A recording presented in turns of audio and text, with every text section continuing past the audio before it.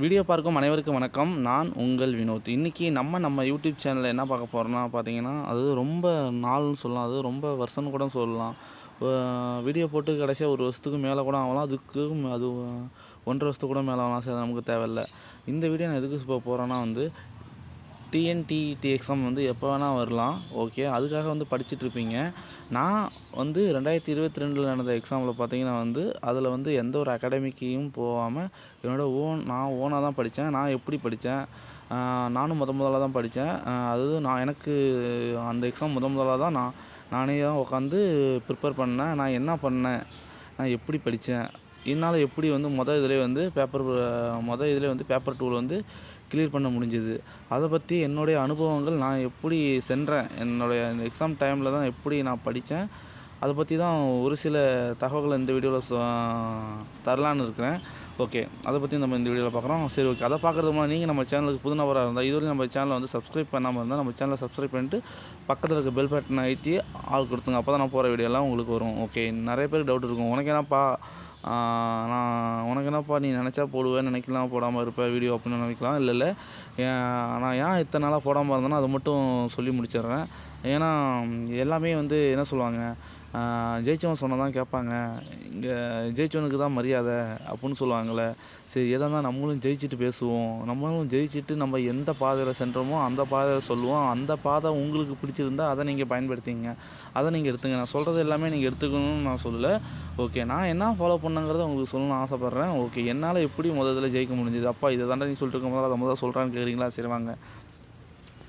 2022 exam paper 2 நான் social science major. ஓகேவா, அதாவது நான் ஹிஸ்ட்ரி மேஜரு. எனக்கு சோசியல் சயின்ஸ் பேப்பர் 2. ஓகே, அதில் நான் எத்தனை மார்க்னா 90 மார்க் எடுத்தேன். அது நான் எப்படி ப்ரிப்பேர் பண்ணேன்னா ஒன்றே தாங்க. நான் ஏற்கனவே ஒரு வீடியோ போட்டிருப்பேன், 150க்கு எப்படி 110 எப்படி ஈஸியாக பாஸ் பண்ணுறது ஏற்கனவே போட்டிருப்பேன். அதை நீங்கள் கரெக்டாக ஃபாலோ பண்ணாவே நீங்கள் ஈஸியாக ஜெயிச்சிடலாம். அதாவது தெளிவாக சொல்கிறேன். நான் என்ன படித்தேன்னா பார்த்தீங்கன்னா நான் சோசியல் சயின்ஸ் மேஜர்னு சொல்லிட்டேன்னா எனக்கு என்ன இருக்கும், தமிழ் இருக்கும், இங்கிலீஷ் இருக்கும், சைக்காலஜி இருக்கும். ஓகேவா, என்னோட சோசியல் சயின்ஸ் மேஜர் 60. இப்போ Tamil 30, English 30, 60, psychology 30, 90 plus social science 60. Social science 60னா என்னது, ஹிஸ்ட்ரி, ஜாகிரஃபி, சிவிக்ஸு, எக்கனாமிக்ஸு இதெல்லாம் கலந்து 60 கொஷின் இருக்கும். ஓகேவா, மொத்தமாக கூட்டினா 150 மார்க் வந்துருச்சு. அவ்வளோதான். இதில் நீங்கள் 82 மார்க்கா? ஆமாம், 82 மார்க் எடுத்த பாஸு. நான் எத்தனை மார்க் எடுத்தேன்னு சொல்லி கேட்டிங்கன்னா 90 மார்க் எடுத்தேன். நீங்கள் எப்படி படித்தீங்கன்னு சொல்லி கேட்டிங்கன்னா, அதாவது நான் பிளான் பண்ணது வேறு மெத்தடில். ஓகே, எப்படி நமக்கு தமிழில் மார்க் ஒரு 30க்கு எப்படி 28, 27 போட்டுருவோம். நம்மளோட மேஜரில் பார்த்திங்கன்னா சோசியல் சயின்ஸில் எப்படி ஒரு 60க்கு ஒரு 50 போட்டுருவோம். 50 எடுத்துட்டா கூட ஓகே, ஒரு 50, 20, 27, 77 வந்துடுச்சு. இந்தாண்ட ஒரு சைக்காலஜி ஒரு 30 இருக்குது, இங்கிலீஷ் ஒரு 30 இருக்குது. அதுலேயும் ஒத்தையரட்டையாக போட்டால் கூட எப்படியோ கொஞ்சம் வந்துடும். அழகாக பாஸ் பண்ணால் நான் நினச்சிட்டு இருந்தேன். ஆனால் அதான் சொல்லுவாங்கள்ல, நம்ம நினைக்கிறது ஒன்று நடக்கும், நம்ம நினச்சதெல்லாம் நடந்துட்டால் அப்புறம் எதுக்குங்க அப்படின்னு சொல்லுவாங்கள்ல கடவுள் மேலே இருக்கிற. அதேமாரி தான். ஆனால் நான் நினச்சது நடக்கலை.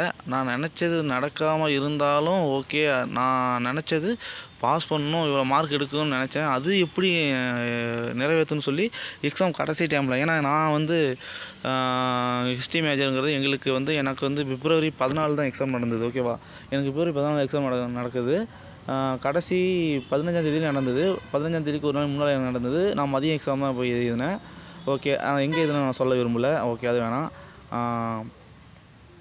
நான் நினச்சிட்டு போனது வேறு. நமக்கு தமிழில் மார்க் வந்துடும், ப்ளஸ் நம்ம வந்துடும், நமக்கு இங்கிலீஷு ஓகே வேணாம், ஒத்தரட்டை போட்டுடலாம், அதுமாதிரி சைக்காலஜியும் வேணாம், ஒத்தரட்டை போட்டலாம்னு நினச்சேன். ஆனால் எனக்கு அங்கே என்ன நடந்ததுன்னா, நான் இதுக்கு முன்னால் எங்களோட மேஜரில் சோசியல் சயின்ஸில் பார்த்தீங்கன்னா ஹிஸ்ட்ரியில் மட்டுமே 26 கொஷின் கேட்டுருவாங்க. மிச்சம் ஜாகிரஃபியில் கொஞ்சம், சிவிக்ஸில் எப்படி 10, 11 கேட்டுருவாங்க, எக்கனாமிக்ஸில் கொஞ்சம் ஒரு 5, 6 கேட்டுருவாங்க, ஜாகிரஃபி இப்படி கேட்டுருவாங்க நினச்சேன். ஆனால் எங்களுக்கு நம்ம அதை நினச்சதே அப்படியே ஆப்போசிட்டாக மாறிடுச்சு.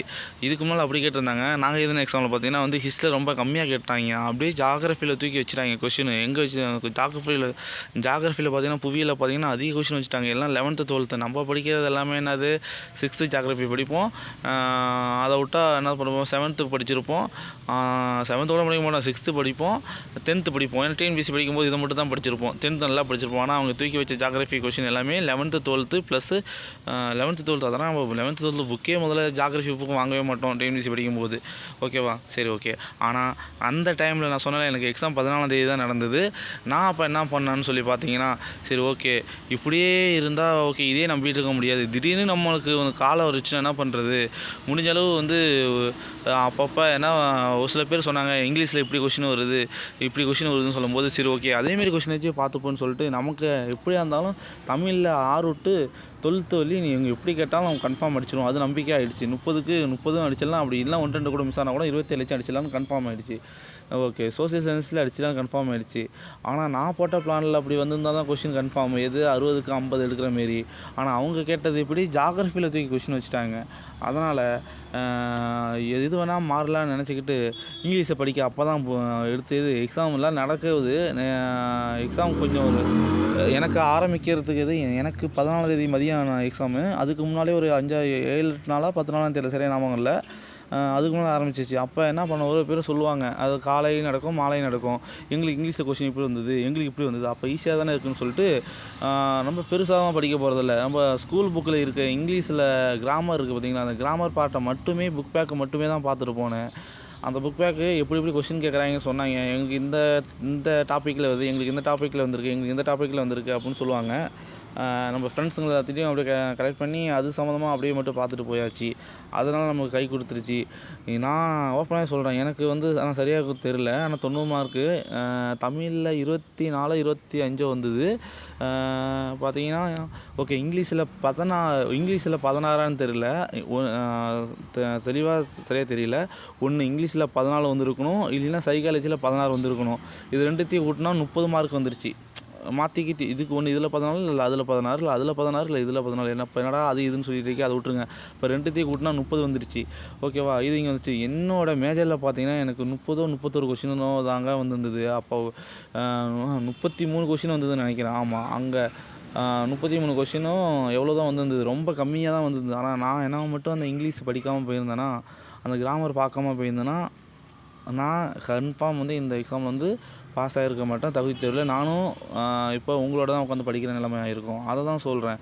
நான் என்ன நினச்சேன்னா ஓகே இது போதும் அது போதும் நினச்சிட்டு போனேன். ஆனால் கடைசி டைமில் என்னால் அந்த இங்கிலீஷ் படிக்க முடிஞ்சதுனால மட்டுமே தான், அந்த கிராமரை பார்த்ததுனால மட்டுமே தான் என்னால் இங்கிலீஷில் 14 அல்லது 16 கொஷின் எடுக்க முடிஞ்சுது. என்னோட படித்தவங்க எல்லாம் அவங்களெல்லாம் குத்தம் சொல்லலை. என்னோட படித்தவங்க நிறைய பேர் பார்த்திங்கன்னா ரொம்ப கம்மி மார்க், 4 மார்க் 5 மார்க்கு 2 மார்க்கு ஒரு 10 மார்க்னு விட்டுட்டு போயிட்டாங்க. எதனாலனா அவங்க இங்கிலீஷ் படிக்கலை.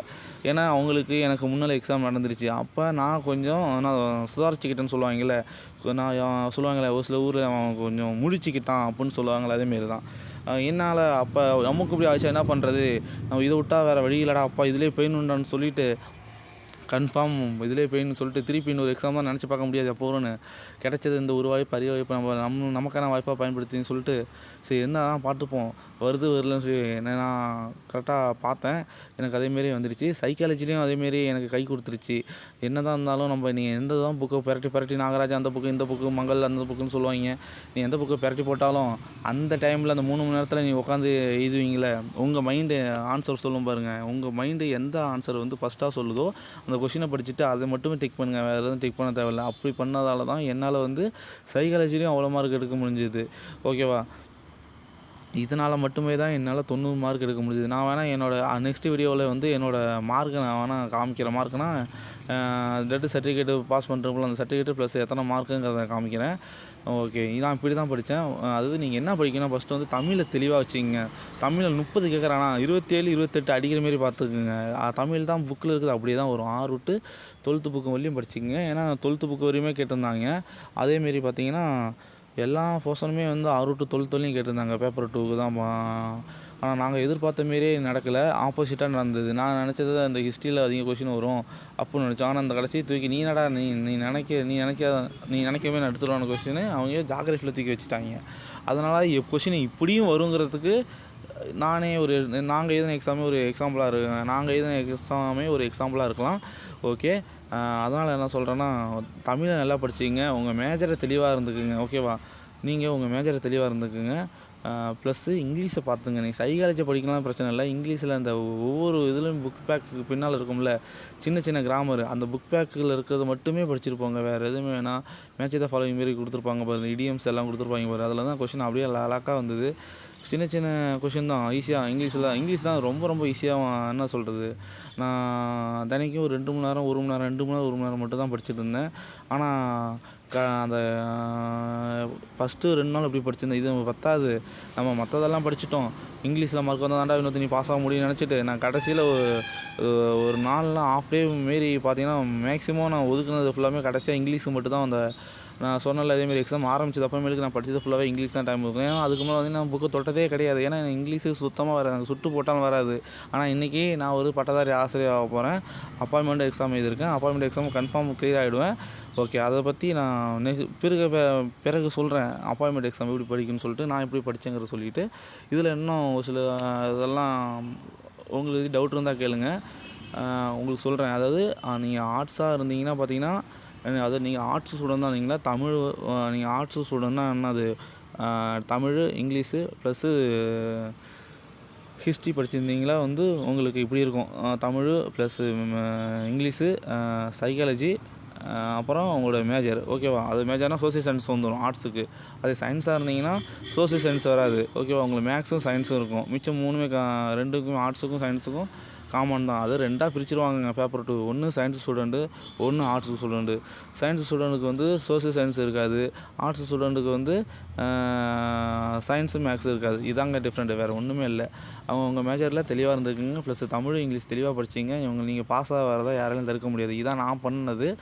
நான் பண்ண விஷயமே இதான். என்னால் அதனால 90 மார்க் எடுக்க முடிஞ்சுது. வேறு விஷயம் ஒரு சிலது உங்களுக்கு டவுட்னால் கேளுங்க, கமெண்ட்ஸுக்கு கமெண்ட் பண்ணுங்கள். இனிமேல் உங்களுக்கு வீடியோ கரெக்டாக அந்தந்த டைமில் கரெக்டாக வரும், எல்லாத்த பற்றியுமே வரும். சரி, ஓகே. இந்த வீடியோ வந்து உங்களுக்கு பிடிச்சிருக்குன்னு நினைக்கிறேன். பிடிச்சிருந்தால் லைக் பண்ணுங்கள், கமெண்ட் பண்ணுங்கள், உங்கள் ஃப்ரெண்ட்ஸுங்க ஷேர் பண்ணுங்கள். இதுபோல் நெக்ஸ்ட் ஒரு வீடியோவில் உங்களை சந்திக்கும் வரை உங்கள்கிட்ட விடைபெறுவது உங்கள் வினோத். டாடா பாய்.